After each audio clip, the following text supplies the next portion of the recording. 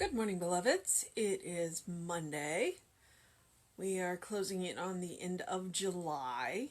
Um, and I normally go to the gym on Mondays, but due to, reasons, I wasn't able to go to the gym this morning.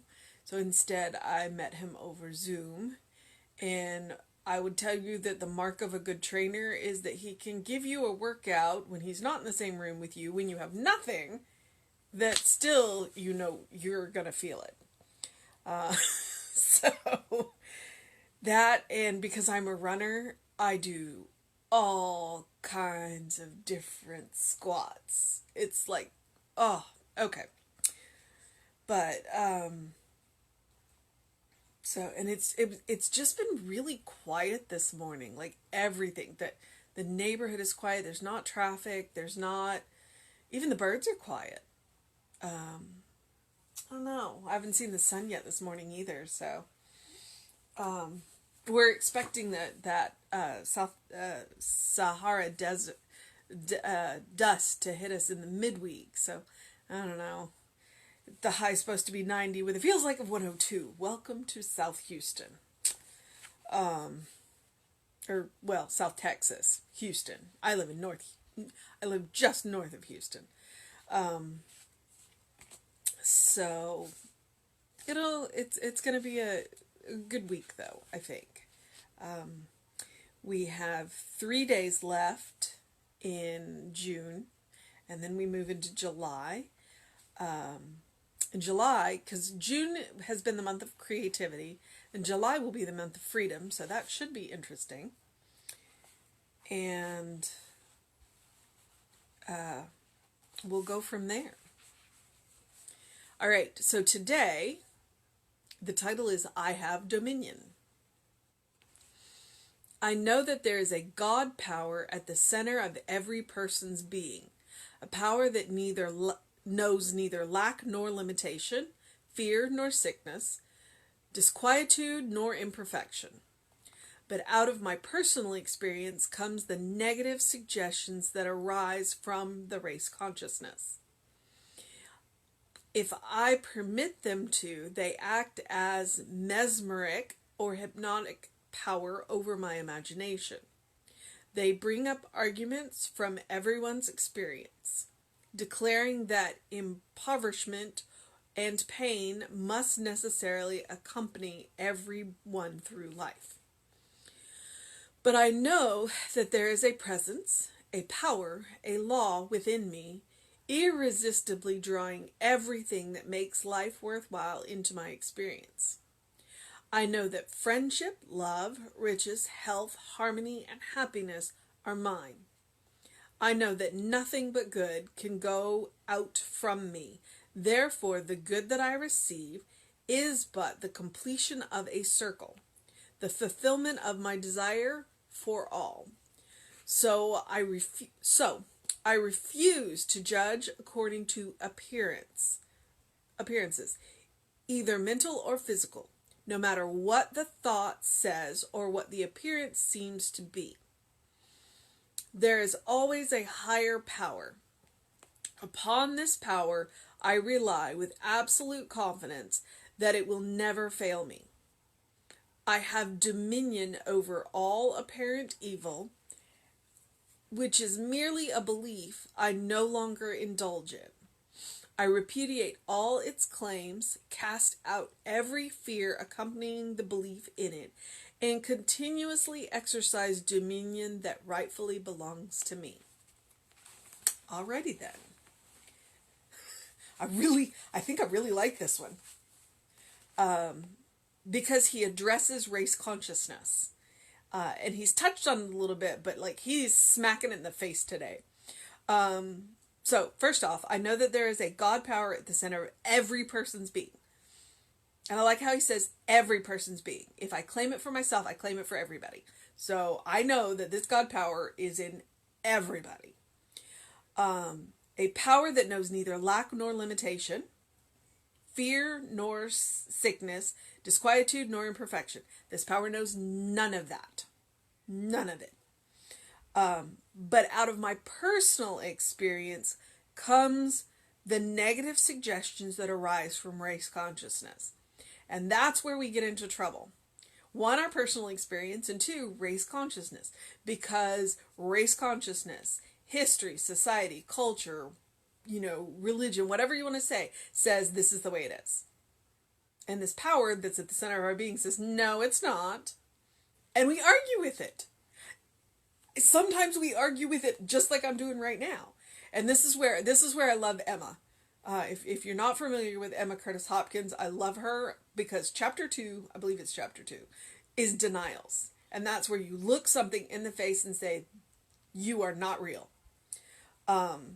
This is not the way it is. So if I permit them to, they act as a mesmeric or hypnotic power over my imagination. It's all about permit and permission. If I permit the power at the center of my being to flow through me, then it will. And if I don't, then it's there, but I'm just not using it. And it's the same thing with race consciousness in relationships. If we permit it, then it persists. And that's exactly what we're working on right now, where the race consciousness says this, or society says this, or culture says this, or, and we're saying, no, not anymore. We are not standing for this anymore. So we are done with the mesmeric. We're done with the hypnotic power that race consciousness has had over our imagination. We are moving on. So because they bring up arguments from every person's experience, declaring that impoverishment and pain must necessarily accompany everyone through life. No. And that's exactly what Emma does. She says, no. She talks about the divine no. No. This is not the way this is not the way it has to be. This is not what Spirit wants for us. No. But I know that there is a presence, a power, a law within me, irresistibly drawing everything that makes life worthwhile into my experience. I know this. I know that friendship, love, riches, harmony, and happiness are mine. I know that nothing but good can go out from me. I know that nothing but good can go out from me. So I think that's something that we could benefit from saying several times to ourselves. It's like, I know that nothing but good can go out from me. I'm human. I make mistakes. I say stupid things. I say things that they just come out wrong. So if I get up in the morning and I look myself in the eye and I say, I know that nothing but good can go out from me, then I'm setting the intention that what I say and what I do and the actions that I take are good. And if they're good for me, they're good for everybody. And if they're good for everybody, they're good for me.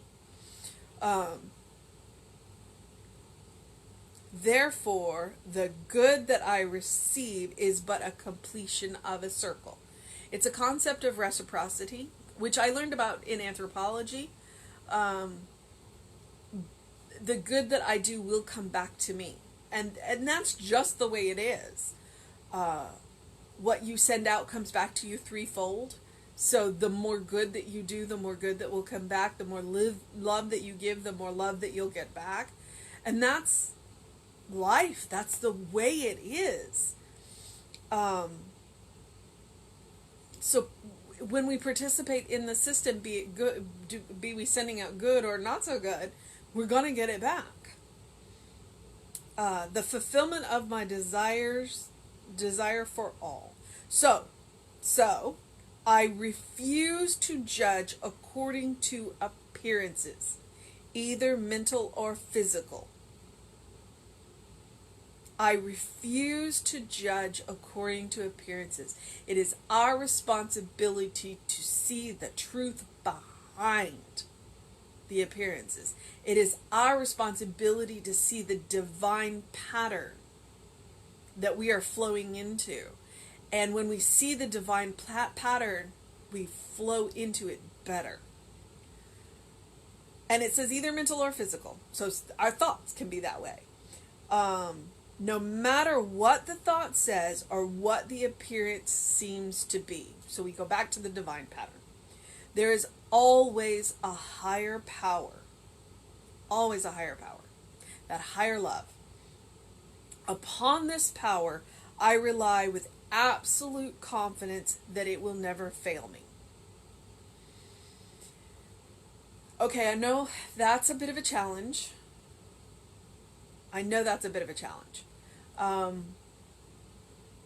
Especially if it's been a tough run.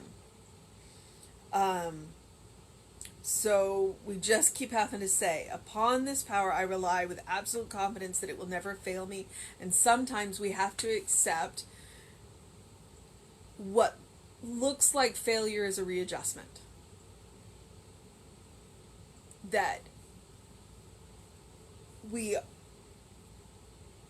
it's that old phrase of, and it just popped right out of my head. Something about the end. So, and it's really gone. So I'm just gonna move on.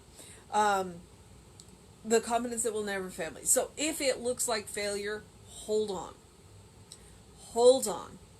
Go back to the divine power, go back to the divine pattern, and realize that sometimes it takes a little bit of time.